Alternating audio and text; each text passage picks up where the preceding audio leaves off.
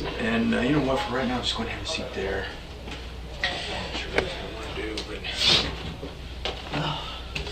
here's another water if you need it. Okay.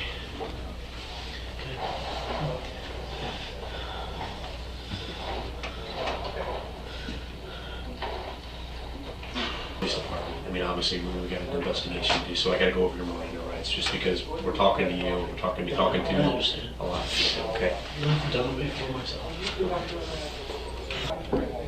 Just, I'll tell you what, from the beginning, let's just start off from when you got up this morning until the time you pulled up at the house. Just kind of walk me through that first, okay. And then we'll go through and kind of explain, talk about some different things as far as the emails you've been getting. Okay?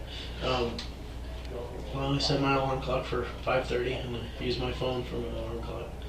And got up at 5:30, went in the bathroom, put these clothes here I got on, and went to the bathroom. Basically, got in the truck and left, and drove off. I got to I don't know where I was at, but called Sheri to wake her up, get her going, and she didn't answer, of course.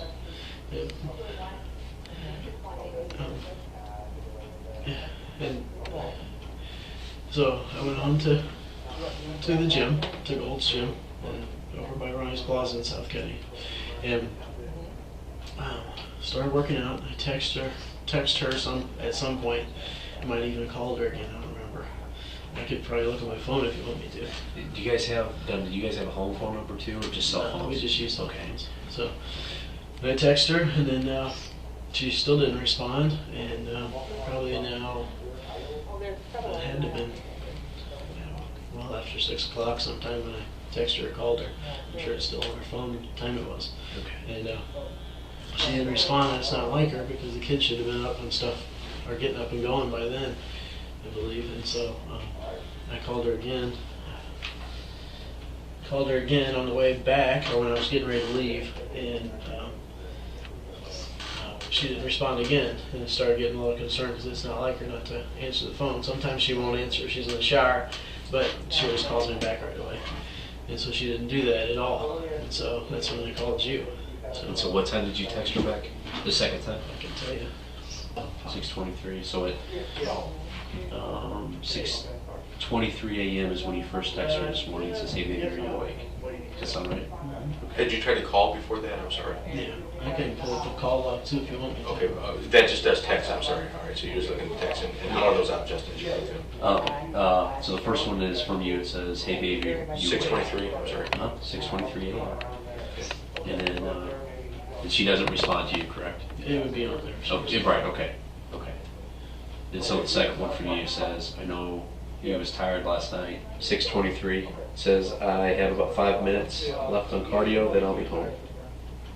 And she never responded to any of them because I could tell. Yeah, I could tell on the phone. Okay.